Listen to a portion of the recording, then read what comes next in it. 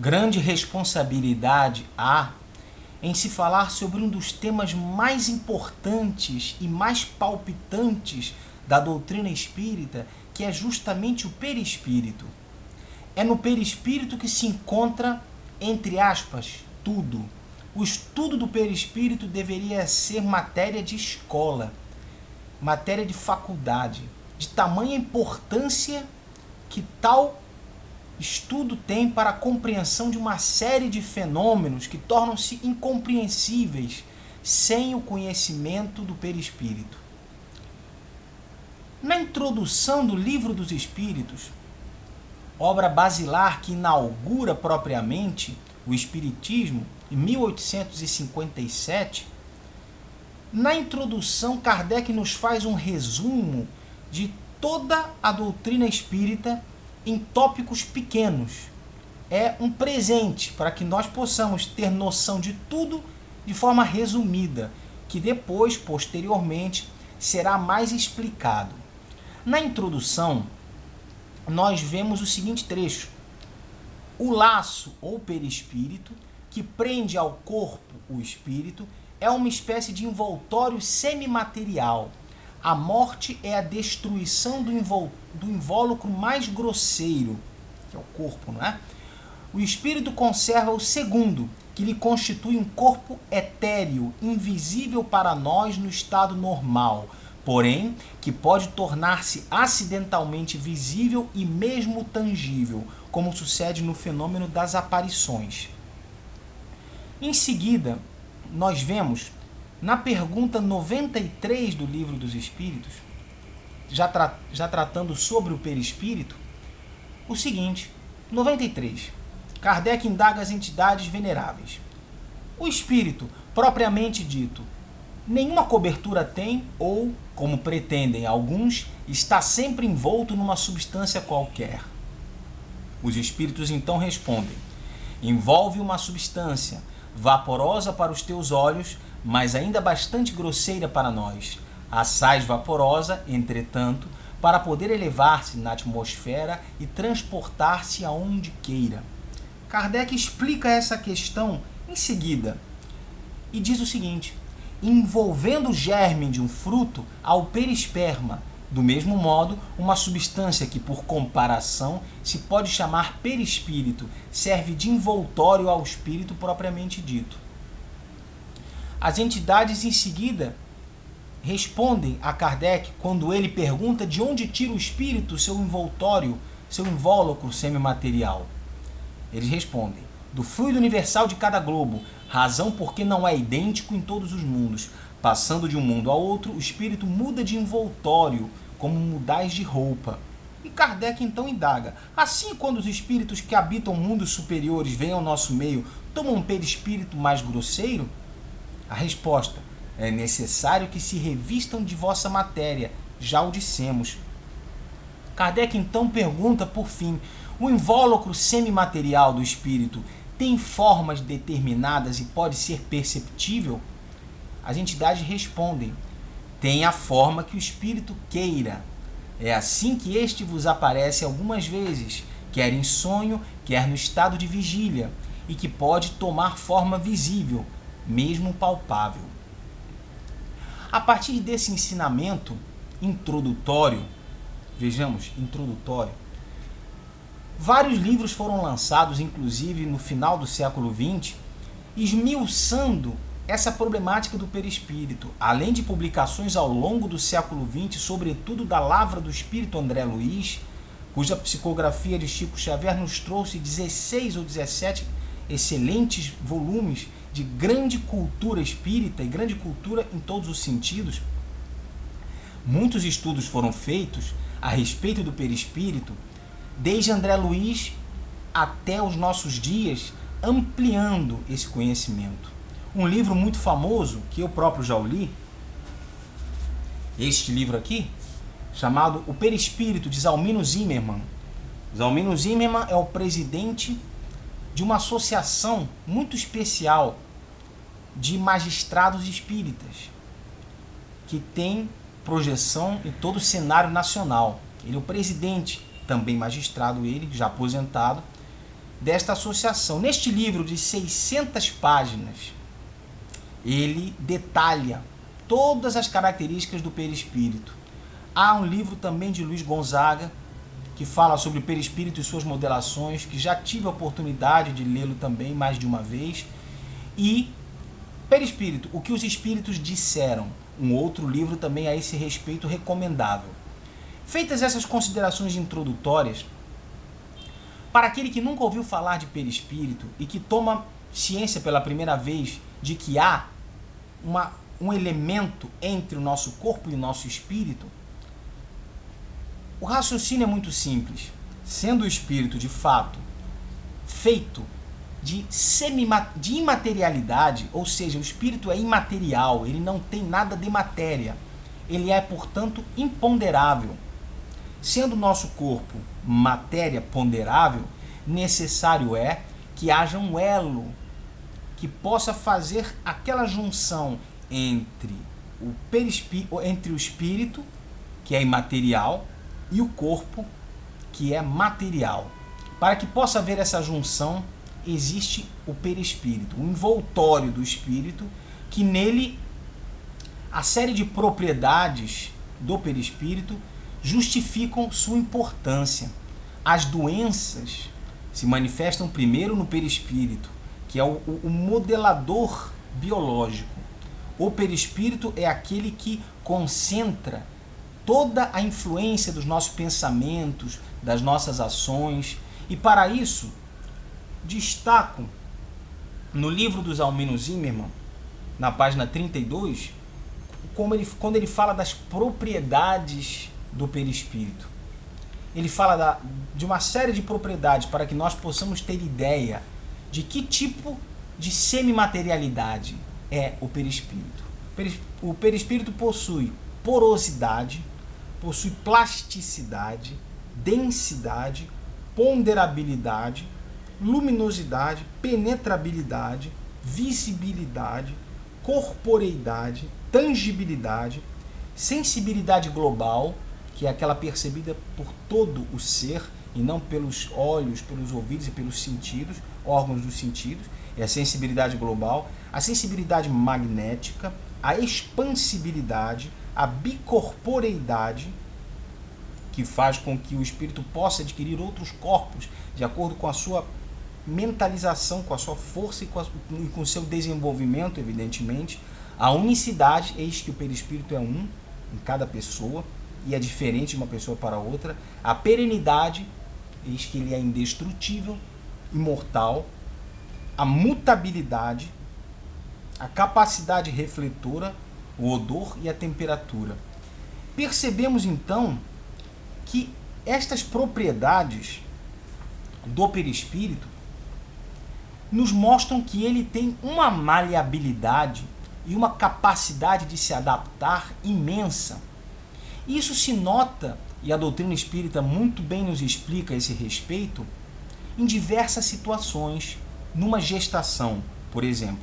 Na gestação, no momento em que ocorre a fecundação, fica o perispírito, né, jungido ao seu respectivo espírito, ligado por um laço fluídico, energético. Esse laço vai fazendo com que o perispírito vá se desagregando e se comprimindo pouco a pouco e perdendo os sentidos. Pouco a pouco ele vai entrando no estado de torpor, de semi-torpor, até que a gestação avançando, aquele espírito vai se aproximando, vai se imantando, vai trocando as cargas energéticas com a mãe, vai interagindo. E é por isso que algumas gestações são às vezes mais difíceis, porque muitas vezes aquele espírito ele é antipático, ele vem com a missão de se regenerar junto àquela mãe, por uma missão especial, espiritual. Então ele guarda aquela antipatia que funciona como uma reflexão contrária, uma barreira magnética. Isso às vezes faz com que a gestação da mãe seja um pouco mais sofrida. Mas aí esse perispírito vai se adaptando, se moldando àquele feto. Cumpre considerar que no livro, tanto o Perispírito e suas modelações, de Luiz Gonzaga, quanto o outro livro que eu citei, o que os espíritos disseram sobre o perispírito, né? eles falam de uma coisa fantástica.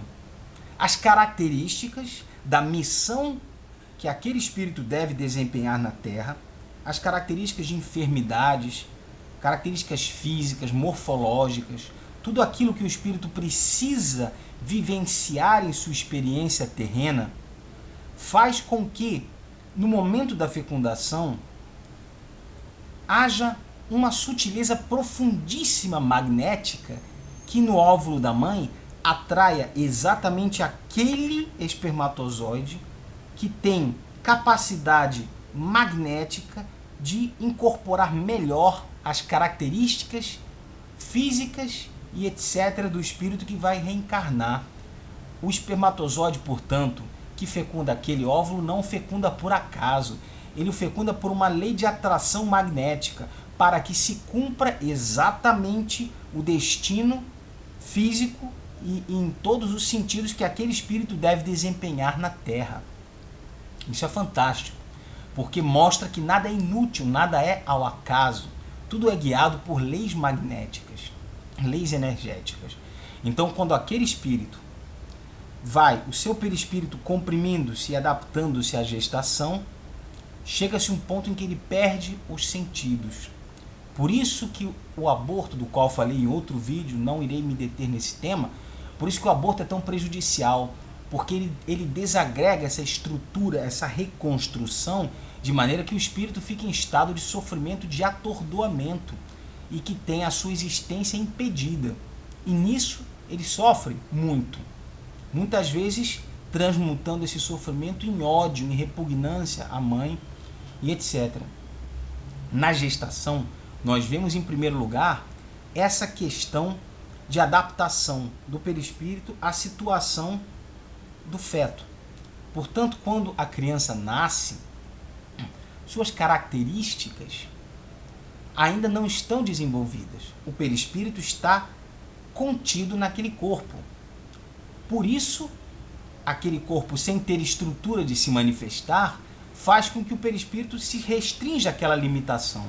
Somente na idade adulta, o perispírito consegue a sua total integridade, aquela que ele possuía antes de encarnar, de reencarnar, e aí ele se situa da maneira que estava antes.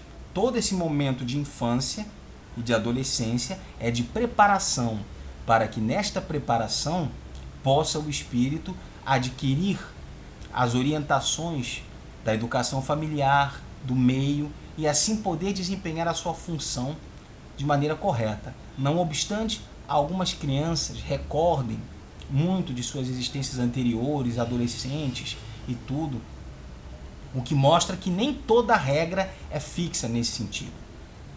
Então, quando pensamos em perispírito, vemos que a sua capacidade, a sua maleabilidade, é uma coisa absolutamente impressionante. É o chamado por Hernani Guimarães Andrade de modelador biológico, modelador da organização biológica, pois ele sofre profundamente em sua estrutura, em sua porosidade, em sua densidade, em sua coloração, em sua expansibilidade, em sua luminosidade, em todas as suas características. Ele sofre muito a influência dos pensamentos que nós temos, das atitudes que nós tomamos, atitudes que, em sua essência, carregam uma estrutura vibratória, uma estrutura magnética, ou seja, ainda que eu faça um mal e que ninguém veja, aquela conduta geradora de danos, aquela conduta geradora de sofrimentos, carrega em sua estrutura de ação e de reação, de causa e de efeito, carrega uma linha vibratória, carrega uma estrutura vibratória magnética que fica impressa em meu perispírito. Portanto, o bem que se faz fica impresso no perispírito, o mal que se faz também. E é por isso que Jesus dizia que o amor cobre a multidão de pecados, porque o amor torna menos denso aquele perispírito que se tornou denso pela conduta errônea do nosso passado. Portanto, a princípio, a lei que vai reger a estrutura do perispírito é uma lei da natureza, é uma lei de reações de ações e reações magnéticas vibratórias. Portanto, ainda naquelas reencarnações de espíritos ainda atrasados, reencarnações que acontecem muitas vezes de forma muito rápida, desencarna e reencarna pouquíssimo tempo depois, quase automaticamente, há situações assim, ocorre tudo por leis automáticas, leis que funcionam organizadas por inteligências espirituais, sob, logicamente, as ordens de Deus, de lá de tudo provém dele, mas organizados por mentores espirituais e etc. Ocorre muitas vezes automaticamente, muitas outras vezes as reencarnações refletem uma certa preparação, dependendo do caso, maior, para que aquilo ocorra da maneira como deve ser. No entanto, o perispírito, à medida em que nós vamos evoluindo, à medida que nós vamos nos desenvolvendo, tanto na parte intelectual quanto na parte moral, eis que a parte intelectual é um pouco mais fácil de ser desenvolvida, a parte moral é um pouco mais difícil de fato, porque a parte moral nos confronta com os fantasmas do egoísmo, do personalismo, da inveja, dos ciúmes e de outros sentimentos como ganância desenfreada e etc., que nos prendem à densidade material. Todos esses sentimentos que se mostram negativos, são negativos, em primeiro lugar, porque imprimem em nós uma densidade perispiritual. O egoísmo, pensar somente em si, me torna material, me torna denso, porque se eu pensasse que a vida é eterna e que este corpo é apenas uma roupa e que a evolução espiritual é a conquista de patrimônio útil para o espírito, patrimônio intelectual e moral, eu perceberia que eu não tenho motivos para ser egoísta. Eu serei egoísta para beneficiar quem? Meu corpo? Neste momento? Não justifica o egoísmo. O egoísmo, pela matemática mais elementar, me conduz à matéria. Os ciúmes me conduzem à matéria. Eis que eu tenho ciúmes de uma pessoa que hoje ocupa um papel, no passado ocupou outro papel. Hoje pode ser um cônjuge, anteriormente foi uma irmã, no futuro poderá ser uma mãe. Então, que razão terei de ciúmes? Todas essas questões desses sentimentos que são negativos, eles trazem matematicamente o influxo da densidade vibratória. Os sentimentos negativos, a ganância material, nem preciso dizer, porque ela já traz de seu nome ganância material, me prende à matéria. Tudo aquilo que me prende à matéria, que me torna mais denso, torna meu perispírito mais denso, mais comprimido, mais pesado, mais escuro, com menos luminosidade. E pensemos que à medida em que o espírito vai se desenvolvendo, ele vai se tornando menos denso, mais luminoso, mais expansivo, de forma que aos espíritos mais atrasados é interditado visitar mundos mais elevados, porque eles não têm perispíritos aptos a essa condição. Da mesma maneira, espíritos mais elevados conseguem, com seu padrão e sua força mental e seu domínio das leis magnéticas, comprimir e densificar os seus perispíritos para poder serem visíveis pelos espíritos inferiores que eles queiram auxiliar. Desta forma é que no livro Nosso Lar, onde o perispírito de André Luiz estava cristalizado nos seus vícios, nos seus defeitos, nas suas culpas, e portanto cristalizava uma imagem de um umbral junto com tantos outros espíritos, quando ele começou a orar com o coração e dirigir o seu pensamento ao plano superior, neste momento ele conseguiu limpar e diminuir a densidade do seu perispírito. E nesse momento, os espíritos elevados, como Clarencio, que estava naquele momento no livro Nosso Lar, conseguiu diminuir um pouco o seu padrão vibratório e ser visível e poder auxiliá-lo. Então, um ponto interessante é que o espírito, com o seu envoltório, que é o perispírito vai se tornando mais leve, mais luminoso, menos denso, na medida em que a nossa evolução se concretiza. De maneira que quando chega-se num ponto de evolução em que nós podemos galgar outras estruturas vibratórias menos densas, de mundos mais elevados, cuja densidade é tão menor que nós não conseguimos sequer visualizar e imaginar. Bem, nossos instrumentos da tecnologia não conseguem visualizar o plano espiritual denso. Certamente, planos espirituais mais elevados, muito menos ainda conseguem.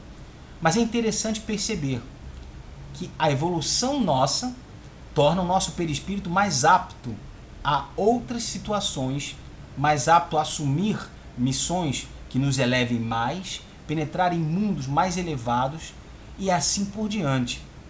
É interessante percebermos que a noção do perispírito é exatamente a do corpo espiritual do apóstolo Paulo. As expressões que ele se utiliza em sua obra quando fala em corpo espiritual é o perispírito. Porque vejamos, o perispírito, ele está ligado ao nosso corpo, está em todas as células do nosso corpo, é o reflexo, ele se interpenetra em todas as moléculas e células do nosso corpo, de maneira que a dor ela é refletida pelo perispírito, os sentimentos, o perispírito ele deixa tudo impresso, ele não é a fonte da memória é o espírito, ele não é a fonte do sentimento, do pensamento, da razão, a fonte é o espírito, mas ele reflete como uma tela todas essas emoções, esses pensamentos, ele traz impregnado tudo isso nele próprio. Então, como ele está no corpo, no momento do sono, por exemplo, ele se desprende. Quando uma pessoa, como nós, por exemplo, vemos na nossa frente um espírito que se materializa, nós não estamos vendo o espírito, estamos vendo o perispírito. Este é o que se faz visível. O perispírito, para se fazer visível, ele se utiliza de uma energia vital, de alguém que possa doar essa energia vital, chamada ectoplasma. Esse ectoplasma ele é utilizado pelo espírito para jungir-se ao seu perispírito e se fazer visível. Tanto é que as famosas experiências de William Crookes na passagem do século XIX para o século XX, com a médium Florence Cook, que materializou o espírito de Kate King, na internet podem ser verificadas várias fotos feitas do espírito materializado de Kate King. São as fotos mais fiéis e mais famosas do mundo espírita. Eis que William Crookes era um cientista do século XIX, um cientista seríssimo, que a própria rainha da Inglaterra o condecorou como Sir posteriormente, Sir William Crookes. E suas experiências são categóricas e as fotos são impressionantes. E ele realizou um estudo mostrando as diferenças profundas entre a médium Florence Cook, que era uma adolescente quando começou essas experiências, e o espírito de Kate King. Muitas fotos maravilhosas foram realizadas. Kate King foi um espírito que viveu há 300, 400 anos para trás. E percebia William Crookes, em suas pesquisas, que a médium ela estava num local onde o seu peso estava registrado, e no momento da materialização do espírito, ao doar o seu ectoplasma para que o espírito se utilizasse numa materialização, justamente o peso diminuía uns 20 quilos na máquina que pesava o médium, a médium no caso. Ou seja, a energia vital do perispírito ela chega a um ponto de importância muito grande. Às vezes nós estamos nos sentindo cansados, estamos com a nossa energia vital menos fortalecida. Esta energia vital, muitas vezes ela é doada exatamente para que a materialização se faça e o perispírito possa se fazer visível. Interessante notar que essa visibilidade pode ser também tangível, dependendo do médium. O médium não precisa estar no local, o médium pode estar no local distante, mas o espírito se utiliza daquele ectoplasma, daquela energia, para se fazer visível e muitas vezes tangível. Quando o ectoplasma daquele médium, quando a energia vital daquele médium é muito boa, é muito específica, o espírito consegue não só se fazer visível, mas também tangível e se passar por uma pessoa encarnada com todas as suas características, a ponto de nós cumprimentarmos, conversarmos e não sabermos que se trata de uma pessoa desencarnada. Muitas e muitas experiências nos trazem os livros de Leon Denis, de Gabriel Delane, de outros estudiosos do espiritismo que relatam inúmeros fatos documentados, com testemunhas, com datas, com assinatura de muitas pessoas, prefeitos, magistrados, inúmeras pessoas de renome que estavam presentes e que de fato verificaram a materialização, verificaram o desaparecimento diante dos seus olhos daqueles perispíritos, que na verdade não eram os espíritos e sim os perispíritos. Então, a característica que o perispírito possui de se fazer tangível é justamente essa ponderabilidade que se densifica para se fazer visível. Desde os ensinamentos hindus, orientais, de milênios recuados, que se fala em chakras. O chakra da nossa fronte, da nossa cabeça, o chakra coronário do pescoço, o plexo solar, o chakra da região do estômago, das regiões baixas, 7 chakras principais. Esses chakras, que são centros vitais de energia, são simplesmente para a doutrina espírita, que analisou muitas vezes em diversas obras essa característica energética dos chakras, verificada inúmeras vezes cientificamente pela acupuntura e por outras ciências orientais.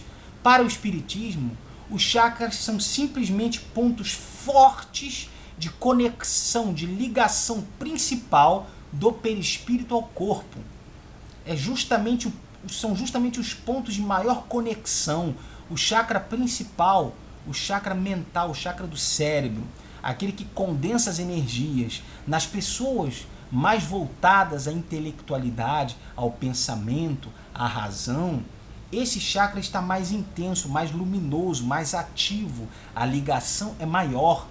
Eis que estas pessoas que muitas vezes, na hipótese de serem muito voltadas também para o lado moral, são pessoas que se desvencilham muito dos laços materiais e chegam ao ponto de terem os seus chakras intensificados de forma a ir pouco a pouco desmaterializando-os dos pensamentos rudes da matéria, de forma que eles desencarnam já tão próximos dessa situação que não tem dificuldades em reconhecer a sua condição no plano espiritual. Então, os chakras são pontos fortes de conexão do perispírito com o corpo. A importância do conhecimento do perispírito passa por vários aspectos. Quando nós imprimimos pensamentos repetidos, vamos moldando o nosso perispírito. Com condutas que carregam energias, vamos modificando e transformando o nosso perispírito, de forma que pensamentos negativos atraem enfermidades. Essas enfermidades são deficiências que o perispírito adquire e que vão imprimir-se no corpo. O perispírito é exatamente aquilo que a nossa força mental e a nossa evolução faz com que nós o moldemos. Espíritos, por exemplo, muito intelectuais, porém pouco morais, votados ao mal, porém de grande inteligência, conseguem no plano espiritual manipular a matéria, mostrar-se com chifres, mostrar-se com estruturas diferentes do mal, que faz com que, a partir dessas estruturas e da capacidade de visualização e materialização, nós possamos entender de onde provém as figuras mitológicas de Satanás com seus chifres e outros fenômenos análogos. Eis que, evidentemente, a teoria de uma força contrária a Deus em igualdade de condições é absolutamente absurda. Eis que isso prejudicaria a própria estabilidade do sistema solar, da Terra, dos fenômenos de cataclisma, de mares, de natureza. Nós não teríamos a mínima possibilidade de estabilidade na estrutura social, material da Terra. A Terra já teria se destruído por bombas atômicas. Uma bomba atômica mal jogada destruiria metade do globo terrestre. Ou seja, a estrutura de tudo mostra unidade, mostra que a razão não pode ser dispensada para entender essas questões. Então, o perispírito desses espíritos muito voltados ao mal, porém inteligentes, dominam as estruturas materiais, recriam situações de pseudo-luxo e materializações no plano espiritual visíveis por outros espíritos, de reinados e de situações esdrúxulas que muitas vezes a doutrina espírita nos mostra em livros que parecem a alguns mera fantasia, mas são mera fantasia para aqueles que não conhecem e não estudaram a fundo os mecanismos da doutrina espírita. Quando há uma cidade espiritual, seja uma cidade do bem, seja uma estrutura umbralina negativa, temos que entender que essas criações são fruto da condensação mental daqueles espíritos, de acordo com seus padrões vibratórios e de acordo com a sua evolução e involução para frente e para trás. Então, os perispíritos, por exemplo, de espíritos mais elevados, se tornam tão imateriais, tão desprovidos de densidade, que nos graus mais elevados ele praticamente desaparece, torna-se imponderável praticamente. É evidente que no último grau, impossível de ser concebido por nossas mentes ainda parcas de sentidos e ainda cristalizadas neste mundo, praticamente não há perispírito, no espírito absolutamente puro, no espírito crístico. Em outro vídeo, afirmei eu erroneamente que o Cristo tinha ocupado 2000 anos para criar um perispírito apto a encarnar na Terra. Na verdade, no livro A Caminho da Luz, do Espírito Emmanuel, psicografado por Chico Xavier, ele relata que 1000 anos o Cristo necessitou para densificar o seu perispírito elevadíssimo para poder materializar-se na Terra, encarnar na Terra. Porque nós não suportaríamos tamanha luminosidade. A luminosidade do Cristo, a grandeza do Cristo, praticamente abarca a Terra como se a Terra fosse uma maçã, como se ela fosse pequena, porque a grandeza e a densidade irradia para tudo.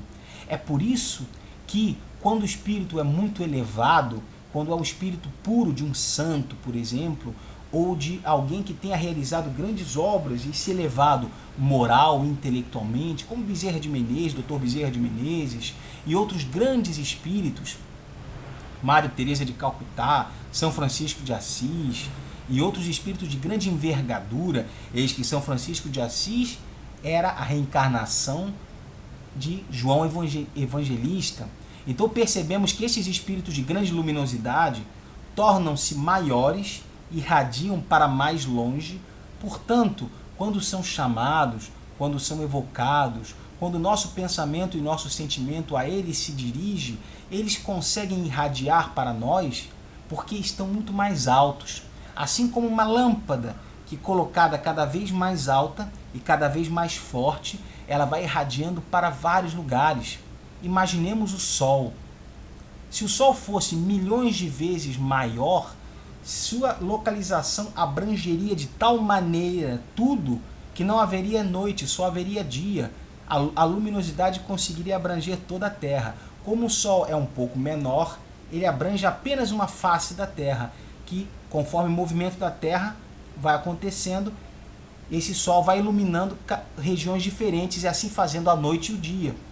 Conseguimos entender que quando uma luz se eleva e se torna mais forte, o exemplo do Sol, consegue ser percebida por vários lugares ao mesmo tempo. Da mesma maneira, os espíritos superiores, da mesma forma, os espíritos crísticos, que têm a sua incumbência, planetas, Jesus Cristo, a Terra, outros espíritos crísticos estão encarregados de Saturno, de Vênus, de Urano, de Plutão, de Júpiter, de Marte, de Mercúrio.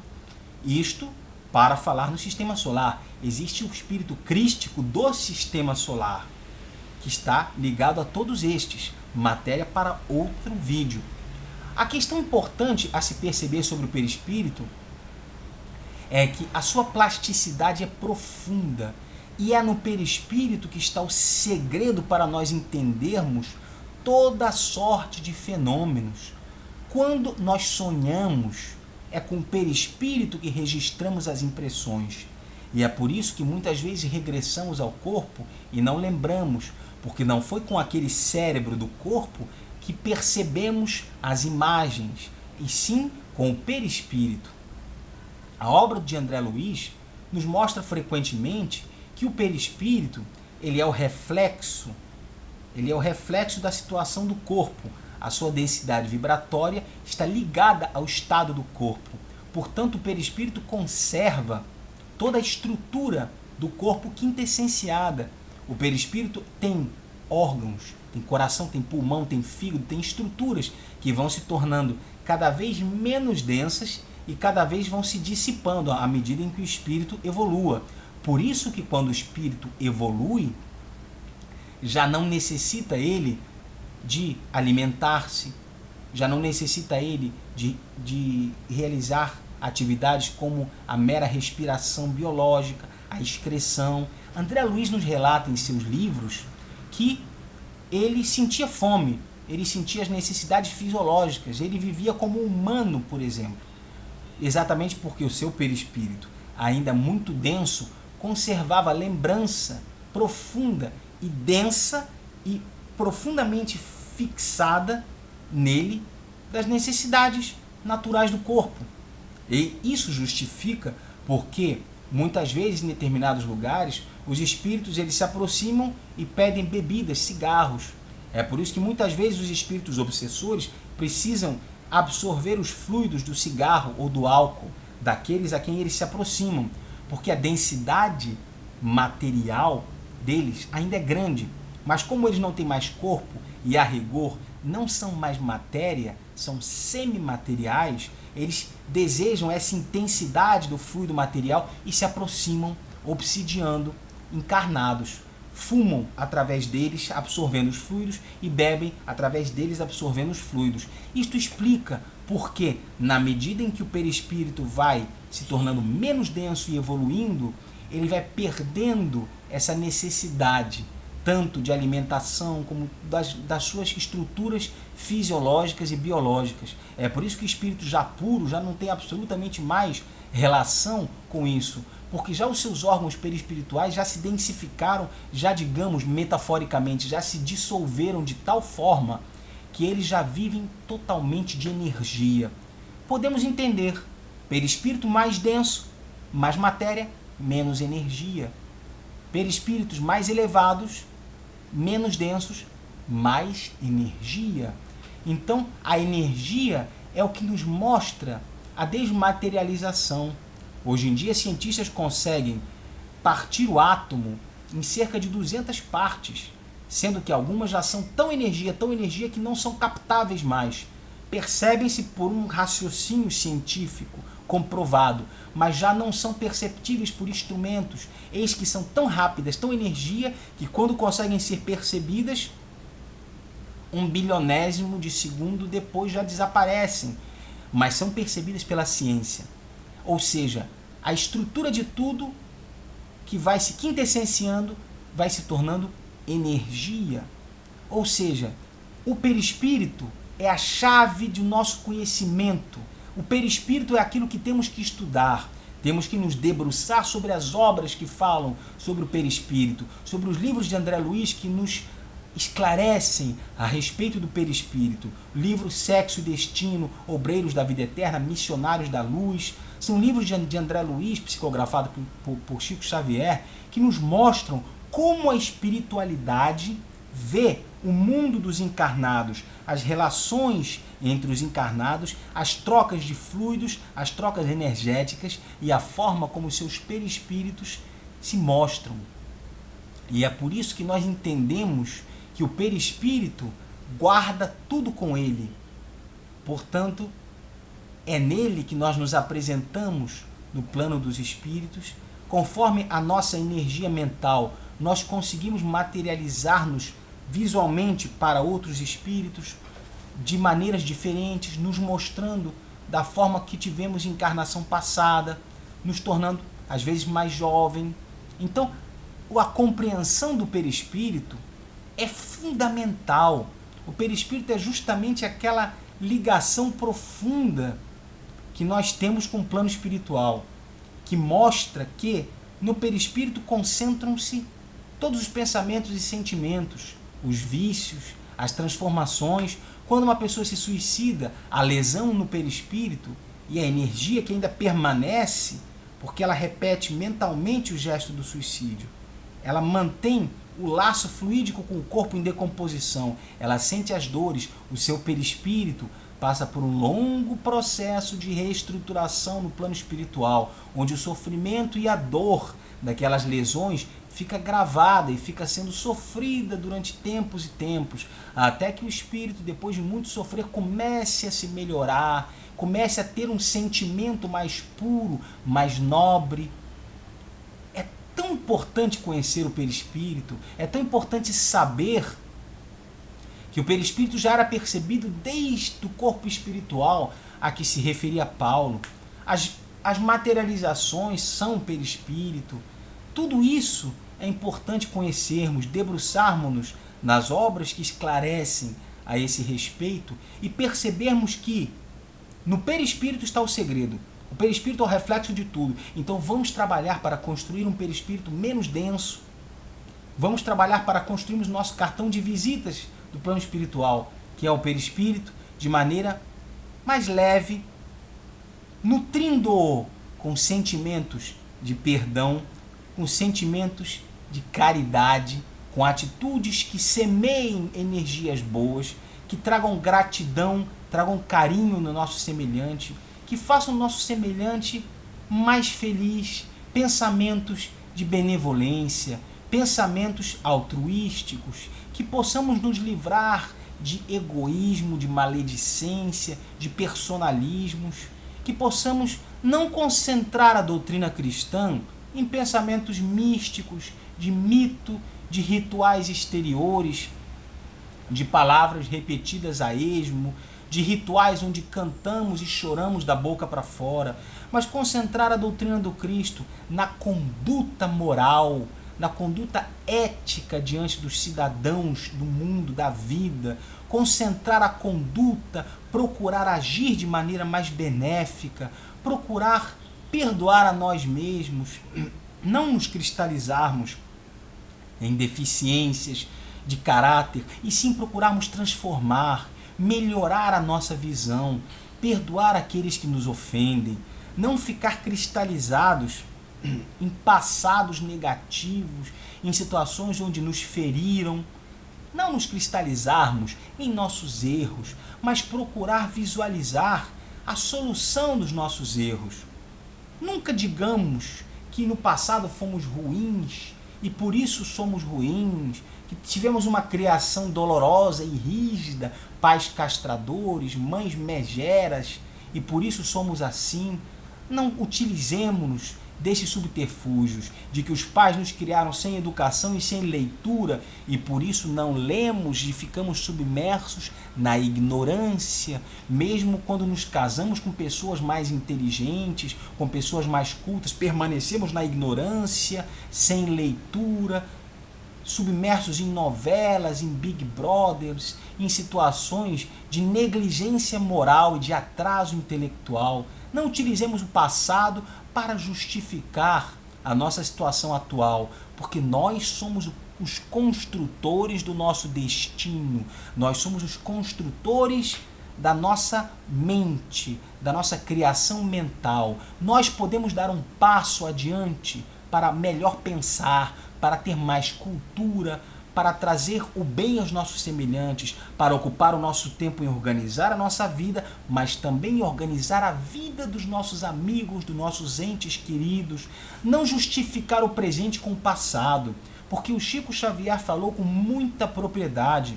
Ninguém pode começar no passado, mas pode começar hoje para construir um futuro melhor, fazer um futuro novo.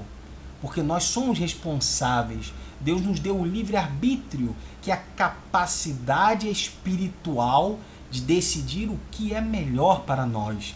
E essa capacidade é inerente à própria estrutura do ser humano. Deus nos deu isso de maneira que nós até podemos negá-lo, para ver até que ponto temos esse livre-arbítrio e essa possibilidade. Então, a partir de hoje, construirmos um perispírito mais etéreo, mais leve, com sentimentos de maior beleza, de maior consideração, de maior piedade, de maior altruísmo, mas também de maior cultura, de utilizar a nossa instrução para aliviar o fardo do nosso próximo, de aprender não os pontos vitais, como ferir e como matar e como aleijar e lesar o nosso próximo através de atividades de arte marcial. Estudar a arte marcial como um domínio de si próprio, de seu corpo e da filosofia orientalista, mas sobretudo utilizar-se dos pontos do Doin, dos pontos chineses, daqueles pontos que aliviam a dor do nosso próximo. Queremos conhecer os pontos vitais do corpo? Conheçamos os pontos vitais que estão ligados aos chakras, ligados diretamente ao perispírito, onde aliviemos as dores do nosso próximo, onde possamos curar as dores de cabeça, as nevralgias, as lombalgias, as dores do nosso próximo, aquilo que o incomoda, sentimento de depressão no nosso próximo, de deficiência de funcionamento da glândula pituitária, da glândula tireoide, da glândula pineal, dificuldades de todo tipo. Se queremos aprender os pontos vitais, aprendamos para aliviar a dor do próximo e não para machucá-lo ou imobilizá-lo. Eis que a própria morte a morte do corpo se encarregará de realizar essa proeza. Não precisamos nos incomodar com isso. Principalmente, nutrir o nosso destino de causas e efeitos mais benéficas, mais leves, que nosso espírito possa ter a capacidade fluídica de libertar-se dos pesos e das âncoras que o submergem no lodo e na escuridão do passado negativo, para um novo futuro de luz, para um futuro onde sua iluminação seja profunda, onde sua capacidade de atingir mundos mais elevados seja completa, seja maior, porque a matemática, ainda aqueles incrédulos que se cingem nas ciências da matéria, eles podem pensar muito bem que a matéria, a ciência, nos leva a um raciocínio matemático de que o material vai morrer a qualquer momento.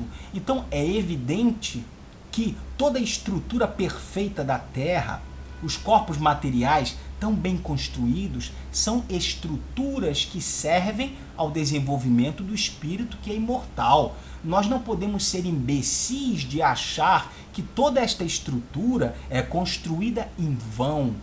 Toda estrutura é construída para um corpo morrer em 20, 30, 80 anos, ou 10 anos, ou 5, ou nascer morto. Não podemos ter essa imbecilidade. Temos que usar a nossa razão científica, matemática e lógica para entender que nossa inteligência não é capaz de criar 1/1000º do que vemos. Não podemos criar um globo terrestre. Não podemos criar uma vida humana. Então, a inteligência que criou tudo isto é imponderável às nossas condições. É evidente que essa inteligência não criou um corpo para morrer inutilmente, à toa. E sim, logicamente, para o corpo servir a desenvolvimento do espírito. É por isso que construir o patrimônio espiritual é fugir da matéria e entrar na era do espírito, entrar na era de se desmaterializar e não se materializar. Utilizar da riqueza, utilizar dos bens materiais, utilizar da cultura, utilizar de tudo que temos de matéria, tudo que temos de físico, para a construção de patrimônio espiritual. Tornarmos-nos mais gentis, tornarmos-nos mais úteis, perdoarmos mais, semearmos a gratidão, auxiliarmos o desenvolvimento dos amigos, o desenvolvimento das pessoas, das instituições, do planeta, do nosso emprego, de tudo que nós temos em volta. O patrimônio do espírito é o que permanece. É evidente que a matéria não permanece. Ela vai morrer no sepulcro. Aos que defendem a ressurreição, a ciência já bateu o martelo impreterível sobre a impossibilidade do corpo morto e desagregado voltar. O corpo vai ter as suas moléculas desagregadas, incorporadas no humus da terra, para ser absorvido pelas plantas e pela estrutura da matéria terrestre. Então, a matéria física que se desagrega e morre, ela não regressará. Isso a ciência bateu o martelo. Portanto, a ressurreição entendida como volta do corpo,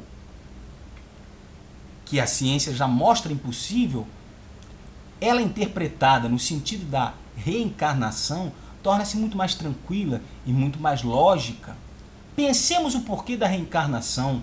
O nosso perispírito, ele é feito de um tipo de semimatéria tão mais leve do que a matéria, mas ainda assim denso, mas muito mais leve do que a matéria, de maneira que as construções que nós executamos na Terra, os trabalhos de burilamento, não são possíveis no plano espiritual. No plano espiritual nós não temos densidade para trabalhar e aprimorar o nosso espírito. Nós precisamos da matéria. A matéria é o cinzel.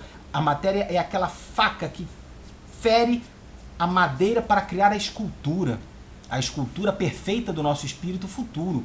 Então precisamos da matéria. Por isso reencarnamos. Aprendemos no plano espiritual muitas vezes a nossa missão, as incumbências que nós devemos executar, as situações de provações, de dificuldades que nós devemos passar, mas enfim, devemos regressar até que nós tenhamos nos desvencilhado de tal maneira dessa densidade que a reencarnação não seja mais necessária.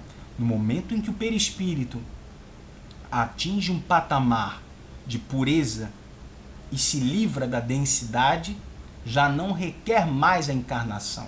É evidente que nesse trajeto ele já reencarnará em planos mais etéreos, como por exemplo outros planetas, ou ao exemplo de Júpiter é sempre um exemplo emblemático, onde estão encarnados, por exemplo, Lamennais, Mozart, Rossini, Eduard Bach e outros espíritos de maior elevação espiritual, cuja desmaterialização do perispírito permite o ingresso em regiões mais etéreas e mais puras. Este é um ponto fundamental a se compreender. A evolução nossa acompanha a evolução do perispírito, até o momento em que a pureza, após milhões de anos, e muitas reencarnações, já não se requer mais a encarnação em corpos.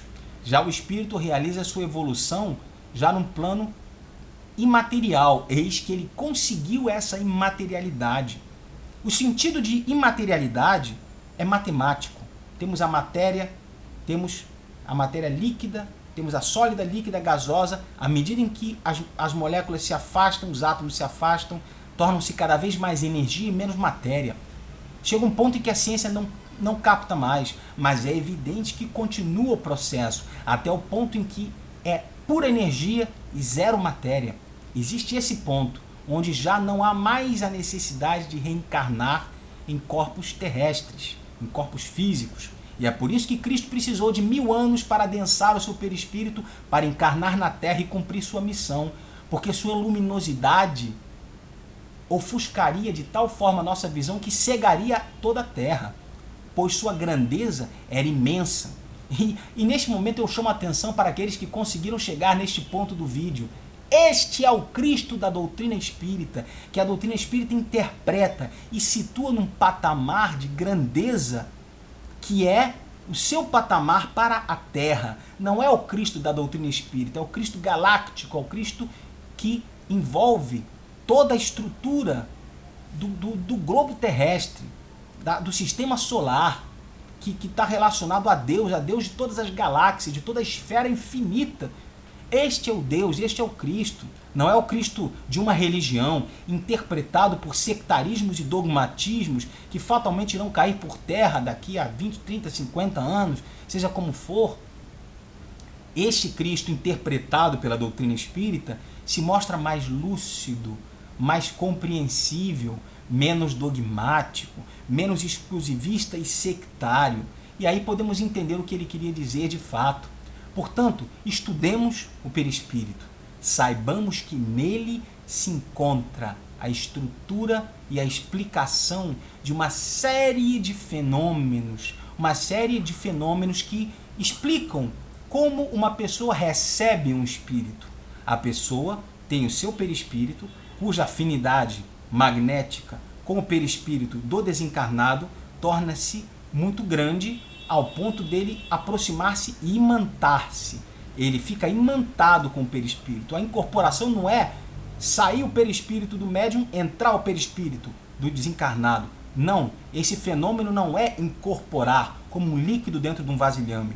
É o fenômeno de atração magnética e de influenciação, de maneira que o médium, ele muitas vezes transfigura sua fisionomia, sua voz, de maneira que ele passa a transmitir o pensamento daquele espírito através da voz, mas também através da psicografia. Era o caso do Chico.